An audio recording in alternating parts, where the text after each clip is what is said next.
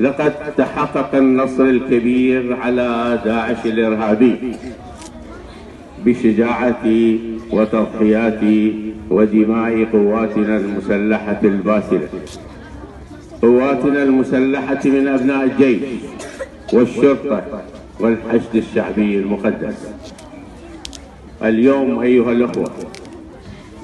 ارتفع العلم العراقي على أرضنا الطيبة، عاد العراق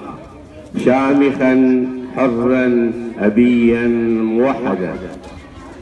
على أيدي الأبطال الشجعان من أبناء قواتنا المسلحة البطلة الذين ضحوا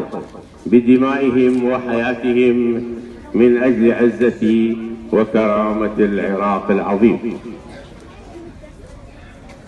العراق العظيم الذي يتطلع إلى الحرية والوحدة والكرامة والانتصار على الأفكار الهدامة التي تسيء إلى سمعة هذا الدين الإسلامي الحنيف. والآن أيها الأخوة، وبعد أن تحقق هذا النصر الكبير للشعب العراقي،